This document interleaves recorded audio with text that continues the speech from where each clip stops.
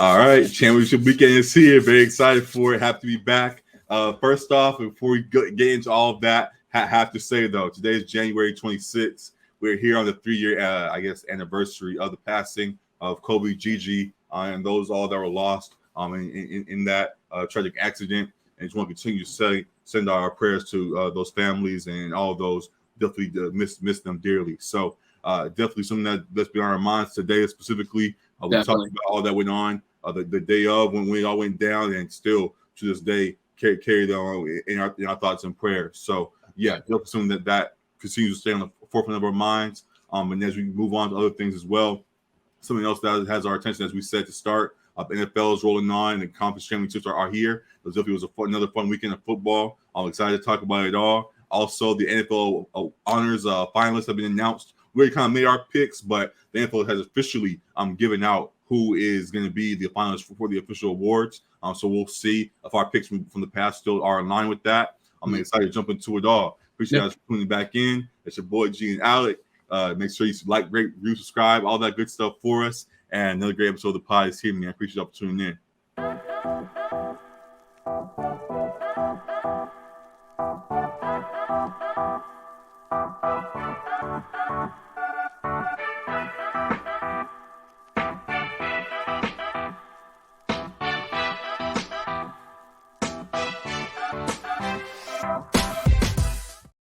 So it's gonna be a fun week. It's gonna be a fun week. The last weekend of football was a fun one. Wild card weekend and the divisional round both have delivered greatly. Have enjoyed all the full that's going on. You're just excited for what's next as well. So jumping straight into it, we're not gonna get too much of a deep dive. I kind of want to just jump straight to championship games. But we saw last weekend that leading into these games this week, the Cowboys lost to the Niners. The Bengals beat the Bills. The Giants got donged by the Eagles, right? And the Jags couldn't quite keep up with the Chiefs. So a lot of good stuff there. You want to throw any quick notes on those games real quick, or you want to jump straight into the championship games coming up this weekend? Quick notes. Cowboys did the Cowboys thing once again. Dak showed he's not a top 10 guy. I think cemented he's not really in that conversation. Giants Eagles, like as you said, was they got dogged for sure. And it was kind of expected. Some people may have tricked themselves into the Giants being better than they were because they beat a Vikings defense that wasn't very good. So it kind of went as we expected. I'm still not sold on Daniel Jones, but a lot of folks are calling him good now, and I'm not jumping that fast. We shall see though.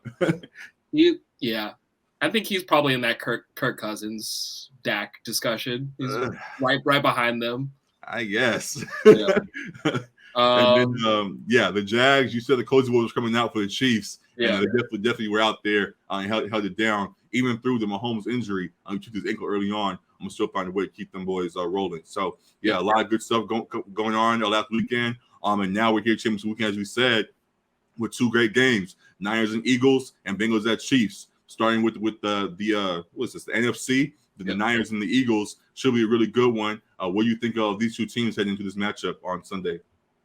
I think it's a real heavyweight matchup in terms of defenses for sure, and then complete rosters. I think both these teams have very complete rosters.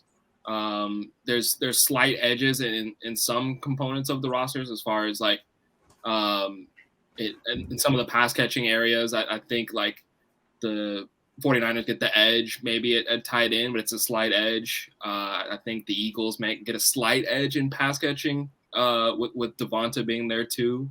Right. I think the running game is a definite edge to the 49ers. The passing game, definite edge to the Eagles. So there's a lot of it's a marginal difference between a lot of these positions. But the biggest gap is probably at QB. I was going to say, what's the deciding factor for this game? Yeah, the biggest gap is probably at QB. But I don't think that necessarily comes into play as much as it might because of how Shanahan schemes up the offense for Brock Purdy to not have to do too much. He's taken care of the ball well in every game that he's started to this point. And I think Shanahan has done a good job of protecting him in that way. So while we said earlier on, like we were worried once we got deeper into the playoffs, if he'd be able to make some of these throws, I don't think it's going to be a situation where they're going to need Brock Purdy to win the game for them. I think the balance of this offense, he's going to be able to pick his spots and do just enough. So ultimately, I do have the 49ers winning this game. I think it's a very close one. I definitely see a pathway to the Eagles winning it as well. I mean, Cowboys, if they got a little bit better quarterback play from Dak, they might have won that game. But I slightly favor the 49ers with Shanahan as the head coach and with that defense being the best in the league. I think this is going to be the biggest test that the Eagles have faced. Biggest one that the 49ers have faced probably too, but it's going to be a stark difference between the Giants and then now the 49ers Eagles. So slight edge for me, 49ers. You ready for this? I'm ready. I'm flipping my pick. We had said before the playoffs started, we both had picked Bengals and the Niners to get to the Super Bowl. Yep. A lot of things have played out pretty much as we expected. Going into this game, while yes, Purdy has been protected, I've still seen within that he has shown why they still might want Jimmy G back under center. There are while yes, Shanahan has protected him, and while he hasn't had to make a whole lot of throws, there are times when his inexperience does show. And I think now in their biggest game leading up to it, or at the moment, I think this against this very, very good defense as well could finally catch up to him. So I think it will. I think the Eagles will throw enough at him, even with other talent around Purdy, to throw him off enough to capitalize. I think the offense, though we just kind of saw, though they just came up against Eagles Giants, but they rolled over. I think they continue to roll with that offense, even against the good Niners defense as well, to put up enough points. They held the Cowboys to 12 points, and a lot of that, while it was because of how good the defense was, at the same time, it was mental mistakes, it seemed like, from Dak. There were a few times where touchdowns were there and the throws weren't made to the right person or whatever the case may have been. I don't think Jalen Hurts, he hasn't shown really all year. As we said, he's damn near MVP of the year. Hey, he's healthy all year. He hasn't shown he'll make those same mistakes. And I think he'll continue to make the right plays this game and capitalize on the few instances where they can be taken advantage of in this game enough to get ahead there. So I think the Eagles find a way, and I'm very excited for this matchup. It's two juggernauts, even with Purdy and Hurts on the center there. So I will say, if the Eagles do win this game, it'll have to be on the shoulders of him, because I do think this 49ers defense stops the run for the most part. Like, yes, they'll be able to get some yards, but I think they'll be not as efficient as they have been against most everyone in the league against the 49ers defense. So I think it'll have to be on Hurts' arm, and I think he's capable. But that's the pathway I see to them winning. Like, he's gonna have to have a good passing day. It has to be that. I think he's up for it. So yeah, I'm excited to see the performance that he puts on. Lord Mary and the Kobe jersey I got on. That was when he was out in the what was that, Pennsylvania, right? Wherever that was. And Kobe grew up an Eagles fan, so I'm sure he's looking down happy to see his team doing well. So I'm excited to see they can carry it on past this game as well and get into the Super Bowl. So should be good stuff on that end. I'm trying to think if there's anything else with that game that I want to address real quick. We addressed the big things in regards to Hurts and Purdy. Is there any worry about McCaffrey may possibly being hobbled or anything of that nature? I know there were some injury things that I saw that were of note. Right. So the Niners there that could come into play too. Yeah, I've been paying attention to that because I got some DFS slips. I mean, right. But McCaffrey hasn't been practicing, and Elijah Mitchell either. They have similar calf type injuries, I believe. But they're both playing for sure. That's already been stated. And Debo too has been limited in practice. But I think they'll be good to go. There is some concern because they had McCaffrey kind of like limited to a third down back in the second half against the Cowboys. I do think Elijah Mitchell is like good enough to be the starting running back as well. So that's why I'm not as worried about it. I guess if both of them were to go down, then you have a concern. But I think because Elijah Mitchell is perfectly capable as well, I'm not as concerned about that.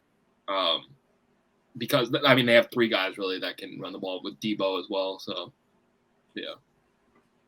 So with them all being healthy for the most part, same thing for the Eagles. We adjust a quarterback. I guess now the next question will be outside the QB position, what offensive guys will be most influential for this game on Sunday? Yeah, I think, like I said, if the Eagles win this game, it's going to be on the passing game. So I think Devonta Smith is going to have a big game. He has been. They've had a good connection, him and Hurts, which continued against the Giants. AJ Brown got a little banged up. He didn't really go off in that game, but they didn't need him to either. But seeing what the Cowboys did, though they didn't fully take advantage of it. Seeing that CD had a whole bunch of catches in that last game, right. And had a fairly dominant performance in comparison to what the Niners have allowed before. Seeing that, while as I pointed out, they didn't take advantage of it, but T.Y. Hilton was open a few times and going between the tackles there. Right. Seeing what was going on in that past game, does that worry you with what the Eagles have in their arsenal? I don't think it worries me because, like, the defensive line and the linebacker play. Like, I think they're gonna get heavy pressure on Jalen Hurts. They might not get a whole lot of sacks because this offensive line for the Eagles is the best in the league too.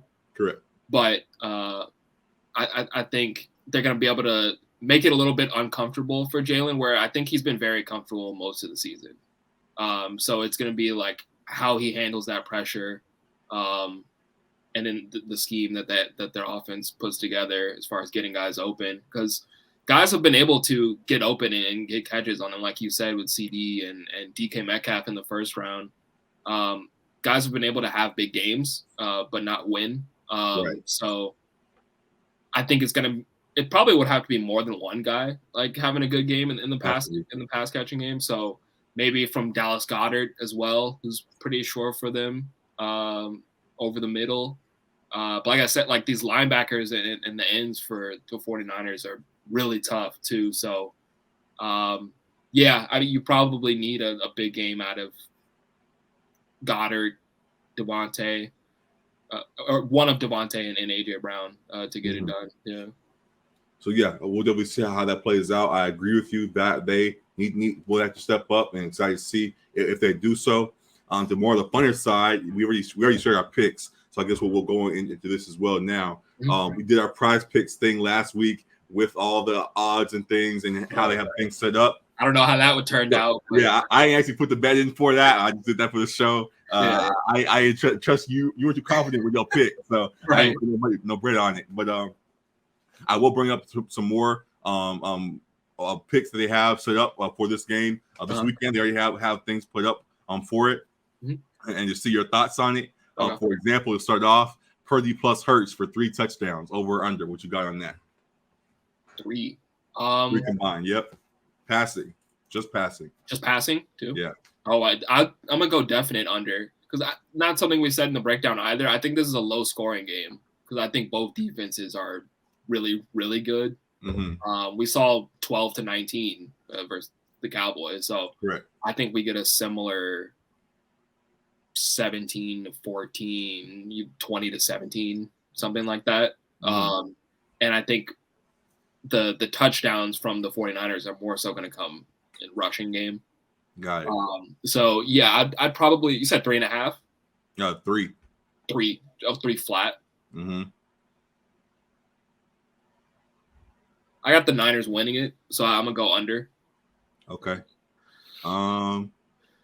It's weird because while I do see it being somewhat low scoring, again, just seeing how the games played out last week, I think even in it being low scoring, I think the touchdowns will come from the air. How many did Jalen have last week passing? I have to pull that up again, but Obviously, it was a blowout versus the Eagles, so I'm sure he had a couple, but he ran the ball a whole lot as well. I saw. I think he ran one in himself too. So, yeah, I see what you're implying with that. But I think in this game, it actually will be, even as tense as it is. I think the passing game is going to have to be what figures it out for either of these squads. I think they may get just over the 3. So, or even might be just at 3 or over. But I think passing is going to be what does it. So I may take that there. And then in the same kind of way, he had 2 against the Giants. Passing. Oh, okay. But then going on in the same kind of way, they have one rushing or receiving touchdown, but they have in combinations.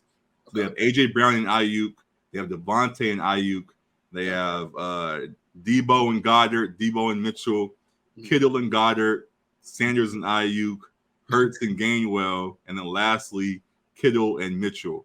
If you had to pick a combination of 2 guys that you think could get you that may score this weekend, yeah, half a rushing or receiving touchdown. So who of that group, what combination would you bet on to get one? I like Debo in big games. Like, he's a big playmaker type guy.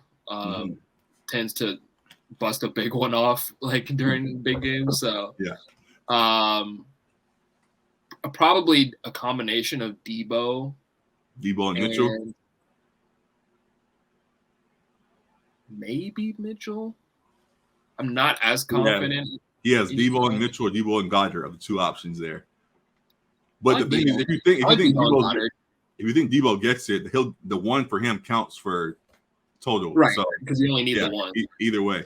But I like Debo and Goddard. Okay. Yeah. To your point,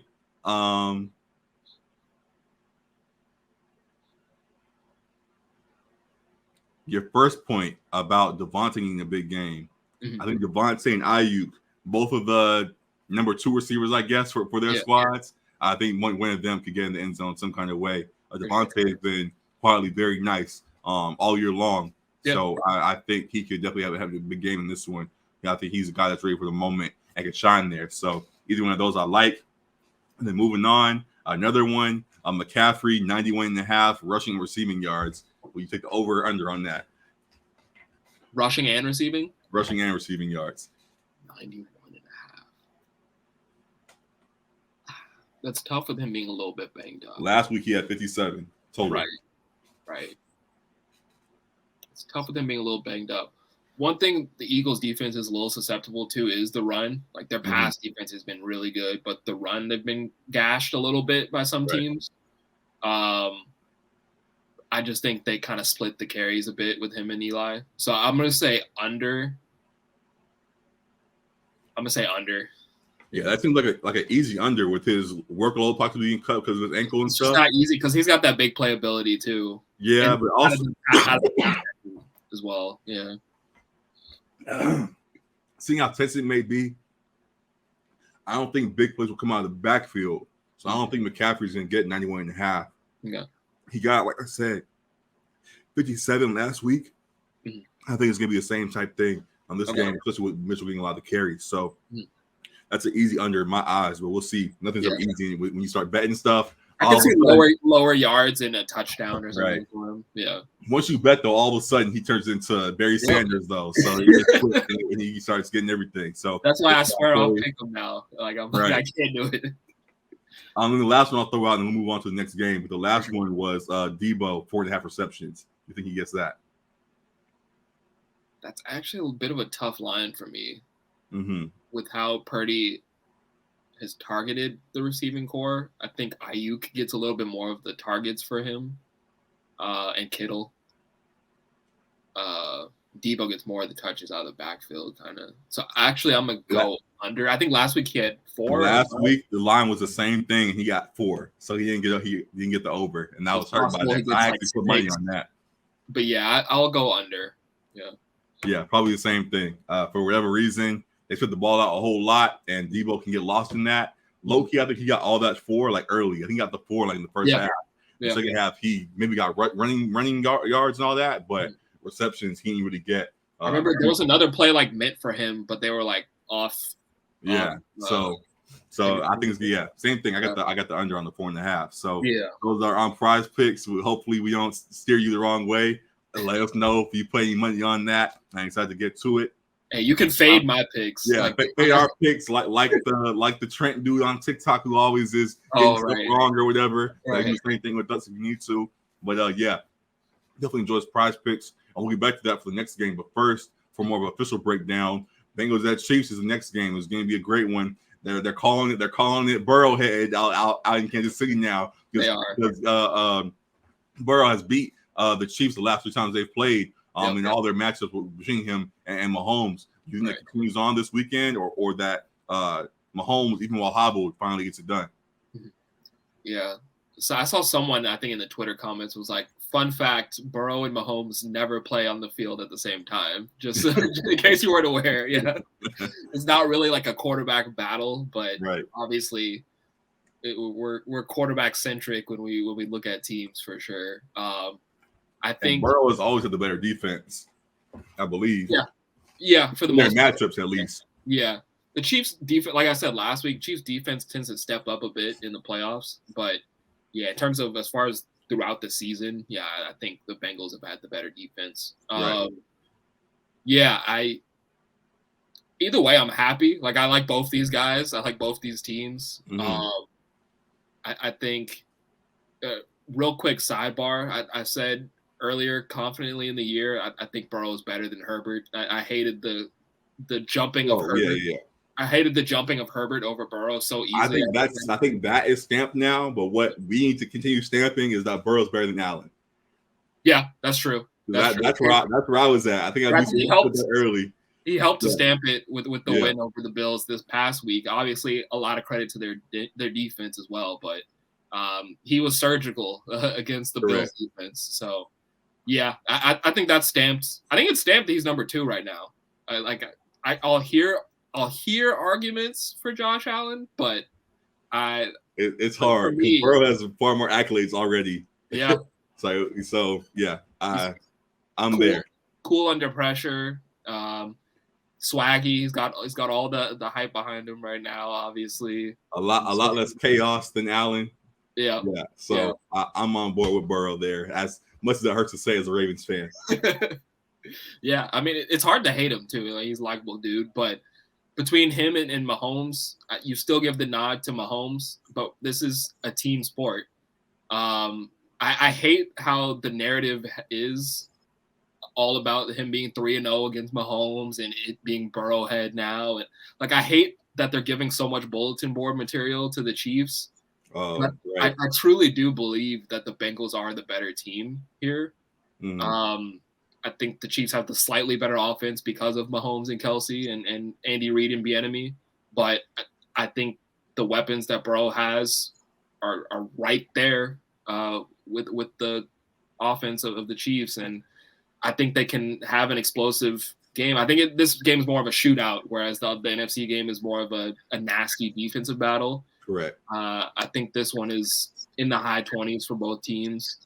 All the matchups have been 3-point games, I believe, that the Bengals have won. Yeah. You would think they're not dominating the games as they try to get seen. They're getting by. Yeah. Whatever. I mean, it's impressive because no one ever has done that to Mahomes other than Brady, I guess. But they've all been close, and you would think Mahomes is due to win one of these. You would think. But I gotta go with Burrow, man. I gotta go with the Bengals. He's given me no reason to doubt him either at this point. Right. So he delivers on everything he says or that you want him to do for the most up until the Super Bowl. But that's Super Bowl, so that is what it is. But he delivers, and I hear you in that.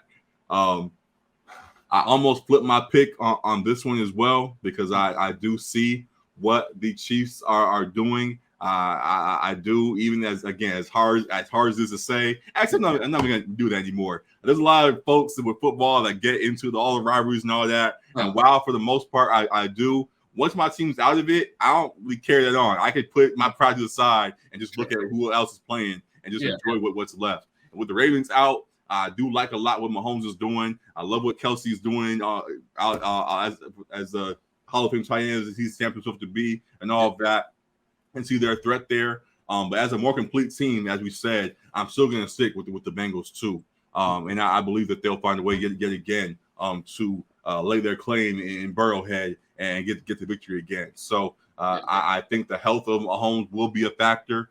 His mobility definitely plays its part in that Chiefs offense as much as they can dink and dunk and all that kind of stuff too.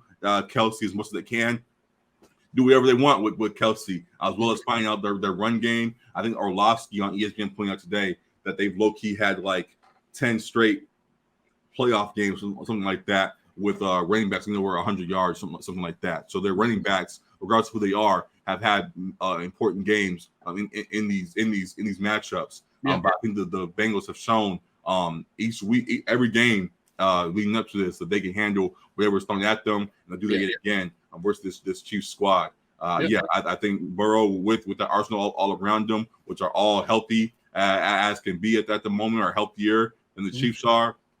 That's the difference. The defense also for the Bengals is more well-rounded than the Chiefs defense is, and they have already shown that they are not afraid at all of Mahomes and can throw whatever schemes at him needed to slow him down enough to get Burrow in position to get the win there. So it may come off of another McPherson kick or whatever the case may be. But regardless, I think that the Bengals yet again find a way to get it done. So I'm with you there and think the Bengals do it. So we shall see.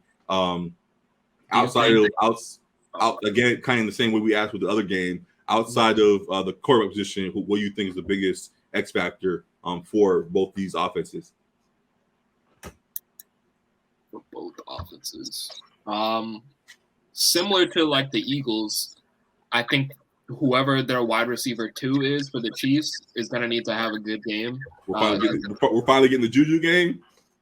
I think they're going to need it. If they want to win, they're going to need it. Because Kelsey, in the last matchup at least, I don't know what his first 2 have looked like against the Bengals, like in the last 3 matchups or whatever. But in this last one that they had in this past regular season, they kind of limited Kelsey. So if the Bengals strategy is going to be to limit Kelsey, someone else is going to have to get off in the passing game. And maybe it is someone surprising, like a Kadarius Toney, if they are trying to like dump it down and get quick throws off because of Patrick Mahomes' ankle. But I think you need Juju to have a good game. You signed him for a reason. I thought they signed him to be the wide receiver 1. They had Kelsey, obviously, but they needed wide receiver 1 type production with Tyreek leaving. So I thought they signed him with anticipating that he could step in and play that role next to Kelsey. I think they're going to need him to step up in this game against the Bengals. And then the defense for the Chiefs, because the Bengals and Joe Burrow has been surgical. They've been tested this time. I feel like last year's playoff run, they played weaker teams in the Titans and the Raiders, but they played a really good Ravens defense. And we see how good that Ravens defense is after Joe picked apart the Bills defense. So I think they've been tested. And like I said, like Joe's given me no reason to doubt him at this point. Like whatever's been thrown at him, he's been able to find a way, even with sometimes bad O-line play. They've gotten better, but he's still like one of the more sacked QBs in the league. But he's figured out ways to shift defenders with his eyes, get the ball out quickly. And he's one of the best at reading coverages too, and reading pre-snap and making adjustments.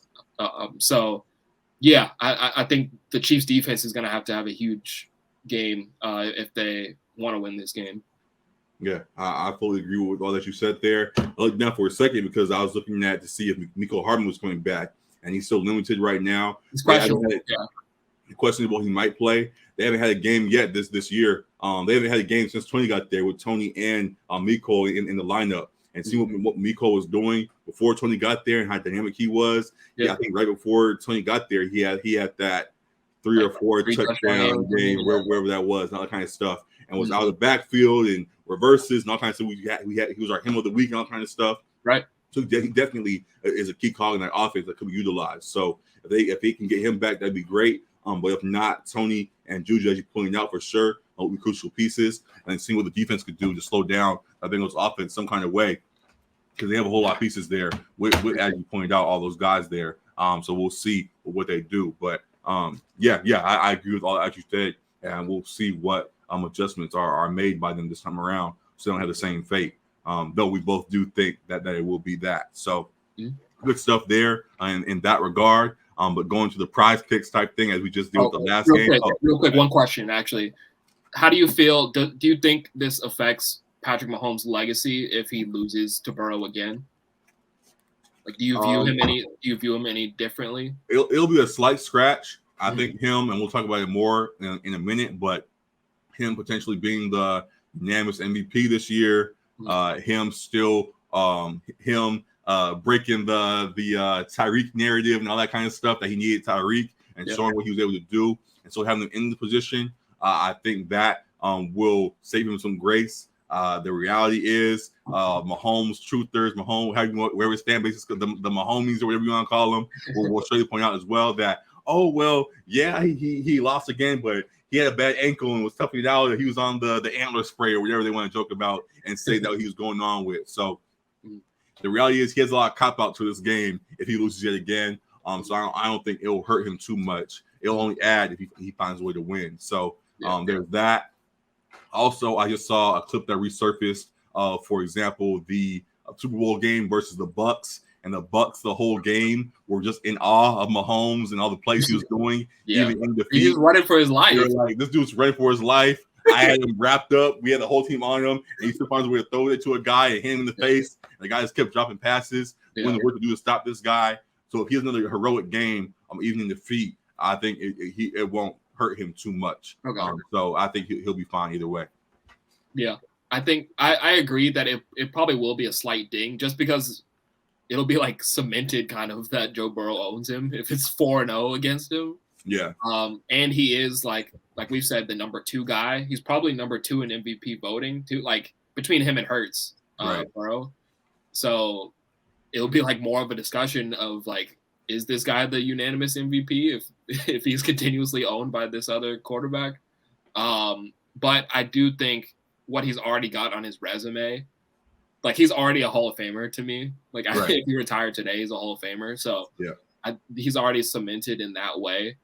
But yeah, I do think it would be a slight hit to him if he were to lose this game. I don't think you can give him the cop out of the ankle injury. While I think the Mahomes fans will. Obviously outside of that, we will say whatever the reality is. But last week, if they had lost that game, I would understand someone being like, he was hurt because he was badly hurt. But in this game, I think like he has the week off to like get up, like get iced up, get back up to 90% health or whatever. And he's not giving any indication of being hurt. He's not giving himself that cop out. He's like, no, I'm out here. We're gonna figure out. I'm ramping up and getting ready to go, and we'll be fully participating in the game. So he's fully to go. Then all excuses are out the door. Exactly. All bets are off. So So good stuff there. Last thing I'll ask. Actually, I'll come back to it when we finish this because it was more so about the playoffs in general. So focus on this game. I'm looking at some prize picks again, some odds that are out there. Burrow and Mahomes 4 TDs passing. You got the over or under on that? I'll go over. Over. Yeah, I think they aired out 4 touchdowns. One of them by himself could get 4 touchdowns, honestly. So we'll see how that goes. Yeah. And then another one the same kind of way, half rushing or receiving touchdowns. So what duo would you bet on to get 1 touchdown? There's Pacheco and Hurst. There's McKinnon and Hurst. Juju and Tony. Pacheco and MVS. McKinnon and MVS. Higgins and Tony. Higgins and Juju. And then Pacheco and Tyler Boyd. Which of those duos, one guy from each team, would you bet on to get 1 touchdown in this game? I wouldn't bet on this guy, but Higgins is due for one. He's had like 4 down weeks, and he's a really good receiver in his own right. Like he could be a 1 for some teams. Correct. Be 1 for the Ravens. Sorry A for lot that. of folks could. A lot of folks could. Hey, it is what it is. Whatever. I was like, that was an unnecessary shot. I think he's due, but it'll be hard for me to bet just because 4 straight weeks he hasn't really done a whole lot in the passing game. Well, if we believe that they're going to combine for 4 touchdowns, I think Higgins and Tony could get one somehow combined in there some kind of way. So I like that bet as well. But as a safer bet, I think Jamar gets at least one. They don't have Jamar on there. Oh, they don't have him on there? Oh, No. They're smart. They're smart because he's getting at least one. That's one in obvious ones. They didn't want to throw it out there that easy. So, let's see. I guess a more under the radar one. None of the radar ones is McKinnon and Hurst to me because McKinnon. I'll say Hurst a lot throughout the year. Maybe not Hurst. McKinnon, just because I think they're probably gonna try to use him as a blocker more, like they did last week because of Mahomes. Didn't he also have like 8 straight games with a touchdown though this year though? So he did, like before the playoffs. Last game he didn't get that, but just saying he has shown he can find the end zone. Yeah, for sure. But between the running backs, I might actually choose Pacheco, and I like Hurst as like a sleeper to get a touchdown too. Agreed. So yeah, there's some good options out there. You can lean a whole bunch of ways. Interested to see who folks pick, and good stuff in that one. The last couple of things, they got Joe Mixon at 83.5 rushing and receiving yards. Oh, rushing and receiving. Correct. He's for sure gonna get 20 touches. Like they give him his 20 touches in the run game, so it might not be super efficient. Like it might be 3 yards a carry for that. I don't know if he gets a whole lot. He had 123 versus the Bills last week, but versus the Ravens in both games before in the playoff game and the one before that, he had 56 total and then 68. And that that Chiefs defense is more so towards more like the Bills, I would say, than the Ravens. But still, just saying he's been under a few times recently too. Yeah. They're probably somewhere in between, like the Chiefs and the probably somewhere in between with their rush defense. But I'll go under. He's getting his touches, so I could see over, but I'll go under. 83 combined in Kansas City. You took the under, I'll take the over for that and see how that plays. Rushing yards for sure. He'll get a lot of touches, as you said. Some dink and dunk type, whatever screenplays or whatever that'll surely count. I think he'll find a way to get over. Samaje gets some of that too, like in the passing game out of the backfield. Yeah. P. Ryan. Oh, right. P. Ryan is good too, but I think McKinnon still is the number one in that, and we'll get his for sure. So a lot of good stuff there. So fun things across the board with that. And then lastly, as I mentioned, we're going to get to the NFL honors. We just announced all the finalists for all the awards. But the last thing I wanted to ask about the playoffs was just that. What is your biggest takeaway from the playoffs in general this year? Just watching teams and all of that. You have a big takeaway from what you saw? Any trends that you can see coming up as a result of this playoffs? Biggest takeaway is a good question. I think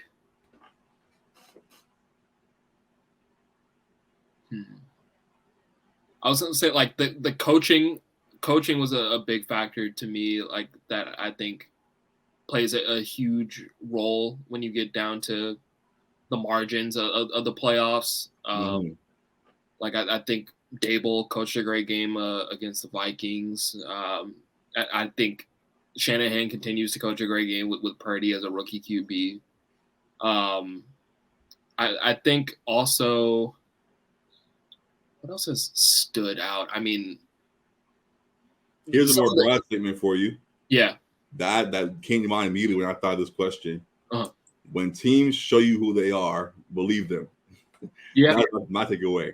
We saw what the Giants were, and we thought they'd come back to reality, but they actually were the team that we saw for most of the season as an underdog that could make a decent push up to at least last week in the playoffs. We saw the Jags show some flashes, and because of their division, once they got in, they showed that they could be a team that shouldn't be taken lightly, and also throughout the year had comeback games and all that kind of stuff, and were resilient and all of that. And so the same in the playoffs. The The Buccaneers is a great example. the Bucs did the same thing and then fell apart in the first round and all those kind of things. So yeah, as I think that, I forgot what that famous quote was, but who they thought they were. Same thing. Oh yeah. It's that. It's really that. Once teams show you who they are, it is what it is. With my Ravens, we had Super Bowl potential. Had Lamar been there, I think we could be in these games playing today. Yeah, they definitely could be in the spot where the Bengals are. I mean, because that was a close game. Got the Bengals off. But injuries were in the way all season long. Yeah. Coaching was an issue all season long, and that was the deciding factor in the game versus the Bengals. So when teams show you who they are, just believe them. So I think we can keep that in mind next season as we watch things unfold. So we'll see. But that and then takeaway.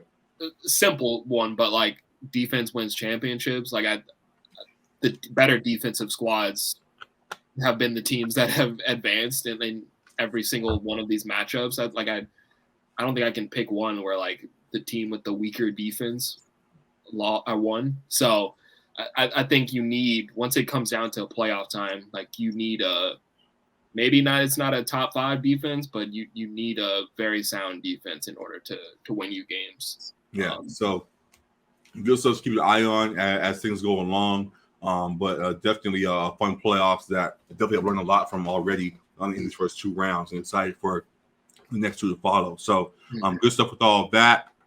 Tell you about all the teams and things that are unfolding. Talked about all the games and all of that, all the prize picks, all that kind of stuff. Now, lastly, as I said, NFL Honors has officially listed their nominees for all their awards this year. We've already kind of given names out that may be involved in this, but now that they've officially announced it, just want to make sure everything falls in line. So, starting at the top, MVP, they announced that their nominees for the award this year, or their official finalists for the award, are Josh Allen, Joe Burrow, Jalen Hurts, Justin Jefferson, and Pat Mahomes. I think we both had picked Mahomes leading up to it with Hurts having his injury at the end of the season. Does that change at all? And does anyone else in this nominees have a chance? No, I think it's definitely Mahomes. And like I said, I have argument for Burrow at 2, but I think you gotta give the respect to Hurts for how dominant the Eagles were throughout the season with him healthy. So, but yeah, I agree. I think Mahomes can even be unanimous in this one this year. Honestly, with the gap between 1 and 2, with Hurts going down as he did for a little bit of time. So full agreements there. Offensive Player of the Year, which is kind of a cheat, and I'll explain why in a second. What you will see, they have Tyreek Hill in here, and they also, for the same MVP kind of guys, they have Jalen Hurts, they have Justin Jefferson, and they have Pat Mahomes. Right. I think if you are in MVP votes, you shouldn't be in the Offensive Player of the Year, because maybe getting both. There's no way you're getting both. Yeah, it is what it is. Yeah. There's sure there are other guys that could be mentioned in that too, but Offensive Player of the Year, does Mahomes just run away with that? Also, I guess, since he's in here. No, I don't think you could get both. I think they have it more so because MVP has been more dominated by QBs. So it's typically more of a skill player that gets Offensive Player of the Year. Occasionally a QB gets it, but I think it's Justin Jefferson though, pretty clearly. Okay. I'm blanking on his total yards. I think we said it last time when we did the picks, but there's a lot. He led the league in receiving, and he was dominant as people picked before the season. He did exactly what was expected with Kevin O'Connell head coaching. So, Tyreek put up outstanding numbers as well with a whole bunch of QB shuffling around. Does that change anything? Does that get him any votes too, or no? Was he that much of a difference? He might get some votes, but I think he's number 2. Yeah. Okay. Yeah, I'm fine with that. I can see them doing some janky stuff and giving Mahomes the award too because of who he is. But if they lean outside the QB spot, then yeah, I agree that Judge is the guy for it. So good stuff in that one. Moving on, finalists for Defensive Player of the Year: Nick Bosa, Chris Jones, and Micah Parsons. Who you got in that one? Yeah, I think you just flip Micah Parsons and Chris Jones, and you have the order. Like, I think it's Nick Bosa. I think he's continued to show it in the playoffs, but in the regular season, he was dominant. So Micah's sensational himself. that defense fell off a bit. It wasn't because of him, but it fell off Correct. a bit towards the end of the season. But Correct. yeah, I'll go with Bosa here. Maga Bosa. I would say Micah for a long while, Mega Parsons, but Maga Parsons too. Yeah. But seeing how things have going to continue to go on at the end of the season, and now though this doesn't fully play up this factor, I do think Nick is the guy. So I'll agree with you that Nick wins that there. But salute to them. Good stuff. Mm-hmm. Here's an interesting one that's already gotten a lot of debate though. Mm-hmm. Offensive Rookie of the Year. They got Brock Purdy in here. Mm-hmm. Kenneth Walker and Garrett Wilson as just a 3 finalists for that one. Do you agree with that? And who you got? I agree with the finalists. I thought Olave could be in there too, but I chose Kenneth Walker last time. I'm still with Kenneth Walker. Purdy just didn't start enough games for me. Like he started 6 regular season games and he was great in them for the most part. But I think Kenneth Walker had sustained success for that was at least 10 weeks that he was the starter. Right. And was a key reason why they made the playoffs. Garrett Wilson was great in his own right. But I thought Kenneth Walker was the most impactful in his role and a probably top 10 back this year as a rookie. So, I think it speaks volumes to what he did. Definitely salute to him, and I see what you're saying. Like you said, Purdy, when we first did this earlier, and I'm actually going to stick with that. I know there are a lot of folks that are kind of confused by that because he played so few in comparison to the other guys, but seeing his impact and how he kept his team afloat, though, yes, he wasn't fully him because there's so much talent around him, but he was able to insert himself and allow this team to stay and the way it's operate the offense as was needed. Quarterbacks obviously are the most important position, so there is some favoritism to that. But him being able to step in, especially from where he came from, being the 7th round pick, 3rd string guy that wasn't expected really to play at all, to go to now being in here and winning all of his games up to this point. I think he is deserving of the award in comparison. I think while as good as Walker and Wilson were, they didn't run away with it either. So because it was close enough, I think Purdy is deserving as well in that. So I'll be fine with any of them getting it, but Purdy would be my guy I stamped there. So good stuff for him and all of them. Moving on, Defensive Rookie of the Year. They got Sauce Gardner, Aiden Hutchinson, and Tariq Woolen. We both said Sauce. Anything playing since then? No, still Sauce. All 3 were great though. But yeah, I think it's Sauce. He was pretty much a shutdown corner in his rookie season. And it's a lot of respect when guys like aren't throwing your way already in your rookie cornerback. So yeah, I think it's got to be Sauce. I agree there. I'll salute Aiden Hutchinson because I said he wasn't as good as Trayvon Walker from the Jags, the other number 1 pick in the draft as well. But Aiden had stepped up a whole lot during the back end of the season and showed that why he deserved the topic that he got and why he's nominated for this too. So definitely salute to all of them. Salute to Tariq Woolen too, because Tariq was in the same kind of conversation as Sauce all year long, but Sauce just had that presence as well as being in that Jets defense that was so dominant that he got the attention that he did. So salute to all of them, but for sure Sauce is the guy. Should I try out that sauce at Buffalo Wild Wings? I was thinking about it too. I was thinking about that while you were talking. I'm more of a Wingstop guy myself, respectfully, but absolutely, I'll go over there one time for Sauce Gardner. So we'll see how that is. But good stuff there. Moving on. Comeback Player of the Year. They got Saquon, Christian McCaffrey, and Geno. Who you got for your Comeback Player of the Year? Yeah, still Geno for me. I think going from being viewed as a mid backup, like not even a good backup, to a top 8 QB season and dragging this. Here's an interesting thing that kind of threw me off. My bad for cutting you off. What did Geno come back from? I don't think he was hurt. He was just bad. It's almost like a most improved kind of thing. Sure, but I guess Saquon was like, I tore my stuff up and came back and was top dog. McCaffrey was out for a long while last season, came back and reinserted himself as a top dog. I mean, Geno came back from the dump. Geno came back from being trash and gets the award over me. He revived his career, like he came back from the dead. Essentially, no, I'm fine with that, and I agree with you. I'm just saying from the other guys who are more of an actual comeback. I think they could have some issue with that. For sure, but I think Geno's 1. I got Saquon 2 and McCaffrey 3. McCaffrey was great though. I mean, like Yep. people were scared to draft him in fantasy. I Scared see. in real life that he was going to go down. Right. Which I mean, it makes sense. He has a lot of lower leg injuries, but he was pretty solid throughout this entire season. He's of course now he's slightly banged up, which is a concern for the 49ers, but Right. McCaffrey was great once again. And, but yeah, for me it's Geno. I think the turnaround is crazy. Yeah. I don't think we've seen that really before from a QB. So I maybe agree with you Zach Wilson's next to follow in his footsteps. We shall see. Wherever he's at next, we'll see how that plays out. But yeah, I agree with your order there. But yeah, as I said, I'm just pointing out that I can see how the other guys may feel away with that being what it is. But oh well. But moving on. Lastly, and then we'll get out of here. Coach of the year. They got Brian Daboll from the Giants, Sean McDermott from the Bills, Doug Peterson from the Jags, they got Kyle Shanahan from the Niners, and Sirianni from the Eagles. But yeah, we had these 4. We didn't have McDermott on here. I think he's the 5th comfortably in these 5. I wouldn't be mad at Daboll or Shanahan winning.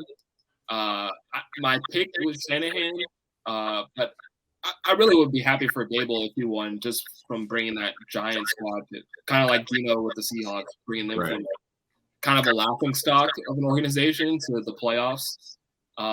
Proved a lot of people wrong, proved us wrong midway through the season. We thought it was going to fall off, and it continued to play strong and make the playoffs. Yep. And got a good underdog win against a Vikings team, a 13-win Vikings team as well, which plays a factor for me too. So I wouldn't be mad at Daboll winning, but I think Shanahan is the guy. Yeah. At least if I did a co-coach of the year, I'd be fine with those 2 getting it. But if I had to pick just one, as I've been saying this whole time, that it's still Shanahan for what he's done with his team, having the super squad. It's weird how when teams are top tier, you always want to award them. Like, that team was stacked, so we can't give them that because this team is stacked. Like, no, they're stacked and produced. Like, we have to acknowledge all that they did, and I guess matching the talent that they have there. If it was Jimmy G there, I don't think he'd be getting the same consideration. But because it's Brock Purdy, last pick in the draft, rookie quarterback that's still been mowing out, turning out wins, I think that plays a huge part into why. Though Jimmy G technically has been there the whole time, and it wouldn't really be a new quarterback. Yeah. It wouldn't matter to you that Trey Lance had went down and he stepped back in and got them back afloat. Not with Jimmy G, just because he got them to a Super Bowl as well before, and then they added McCaffrey to a team that was already really good. So the pieces around them were so good. I think still being able to hold down the fort with a rookie with no experience, I think is what makes it that much more impressive. Because Jimmy G is like a seasoned vet at this point. Like, he's great at what he does as far as being a game manager. Right. So yeah. Okay. So yeah, I'm fine with that. So yeah, I'm rolling with Shanahan too either way. So. Good stuff all across there. I'm excited to see what you guys have to say about it all. That's really all we have today. I'm excited to continue to ramp this thing up as we go on with this year. I'm excited to get into basketball too, as we said. We want to talk a whole lot more about what's going on in the NBA. They just announced NBA All-Star stars and all that kind of stuff. Also, we're crossing the midway point of the season again. Or we're not crossing that. We did our first quarter award picks. We'll be back with Matt, hopefully, to talk about our mid-season awards and who deserves what. The trade deadline's coming up as well, and things are already starting to move around. So the Lakers got Rui Hachimura from the Wizards and things of that nature. So AD back too. AD's back and all of that. So plenty of good things to discuss here in LA, as well as all across California for sure. The Clippers are finding their way. The Kings are a top team. The Warriors are headlines every time they play and all that stuff. So good stuff all across the board there. I'm excited to keep this thing rolling. I'm interested to see we're looking into getting some guests on to discuss all this stuff going on in the NBA too, and all that kind of thing. So good stuff all across there. Back to where we started. Excited for all the NFL stuff. Even before that, again, prayers to all the families involved in the Bryant and the crash that we still remember from years ago. And yeah, just thank you all for tuning in again to the episode. Like, rate, subscribe, all that good stuff. Any last word from you, Alec? No. Yeah. So that is it. We appreciate all the love from y'all. I'm excited to keep this thing rolling, and we'll see y'all again next week, man. Appreciate y'all. Peace. Deuces.